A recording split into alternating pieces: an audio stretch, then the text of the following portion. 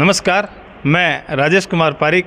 अभी जहां हम खड़े हैं, आपको पीछे ये भीड़ नज़र आ रही है। यह रात को जो प्रकृति ने एक कहर ढाया था, बहुत ही ज़बरदस्त एक तूफ़ान आया था जो किसानों के ऊपर इतना भारी है। किसानों की फसलें तबाह हो चुकी है। किसानों के घर के आगे जो लाइन गिरी है, उससे एक जवान युवा 25 वर्षीय सुरजनवाड़ी निवासी मुश्ताक की मौके पर मृत्यु हो गई है, जिसके अंदर बिजली विभाग की घोर लापरवाही परिजन बता रहे हैं और धरना लगाया है। जब तक इनकी कोई मांग, जब तक इनसे कोई बड़े अधिकारी आकर के वार्ता नहीं करेंगे, जब तक ये धरना जारी रहेगा। बॉडी नहीं लेंगे और पीएम नहीं कराने के लिए मना कर रहे हैं। हमारे साथ है छतरगढ़ सरपंच प्रतिनिधि सदाम हुसैन भाटी। हम इनसे जानना चाहेंगे। सरपंच साहब। राजेश जी, मैं आपको बताना चाहूँगा कि अलर्ट जारी किया हुआ था प्रशासन के द्वारा कल दोपहर से, और सबसे बड़े दुखदाई बात यह है कि विद्युत प्रशासन द्वारा खारवाड़ी, जो सुरजनवाड़ी गांव पड़ता है, लगभग 150 से 200 घरों की आबादी है। उन घरों के अंदर 11,000 की लाइन पहले से जारी है। सरपंच साहब काले खान जी भी हैं, इन्होंने भी बार बार लिख के दिया है। कैंपों के अंदर हमने भी बार बार लिख के दिया है। छतरगढ़ में भी इस तरह की समस्या है, लेकिन वो समस्याओं को तो बाद की बात है। अलर्ट जारी होने के बाद में विद्युत प्रशासन की इतनी घोर लापरवाही है कि इन्होंने लाइट नहीं काटी, जबकि पूरे दिन से सुरजनवाड़ी गांव के अंदर लाइट नहीं थी। शाम को उसी टाइम लाइट इन्होंने शुरू की है, और तूफान आने के बाद में ग्रामीणों ने फ़ोन करके लाइट कटवाई है। मुश्ताक की मौके पे डेथ हो गई।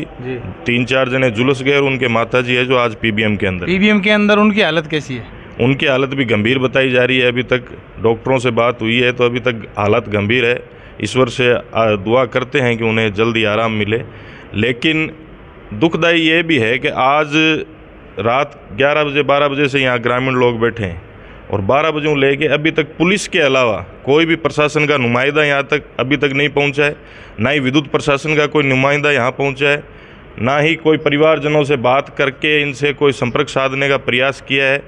एक बात वो रटी रटाई प्रशासन, विद्युत प्रशासन की बात है कि भाई 5 लाख रुपए में थाने दे दे सा, तो ग्रामीणा को वो कहना है कि मैं 10 लाख रुपया देने तैयार हाँ। जो विद्युत कर्मचारी की वजह से ये हुआ है उसको आप चेप दो ट्रांसफार्मर के, हम 10 लाख रुपए देने के लिए तैयार हैं। देखिए, बिजली विभाग की बहुत ही बड़ी सरपंच साहब ने लापरवाही बताई है कि 12 घंटे होने को आए हैं, बिजली विभाग का कोई भी नुमाइंदा, कोई भी अधिकारी, कोई भी कर्मचारी इनसे आकर के वार्ता अभी तक नहीं की है। नहीं, बिल्कुल अभी तक कोई भी नुमाइंदा नहीं आया है, जबकि मौके पे आना चाहिए उनको। अब सरपंच साहब ये गए हैं, एसएचओ साहब से बात हुई है तो वो अभी मौके पे गए, बता रहे हैं वहाँ पे जैन साहब, और वहाँ पे अब अपनी क्या जायज मांग है उस पीड़ित परिवार के लिए जिनका एक जवान 25 वर्षीय युवा जा चुका है घर से?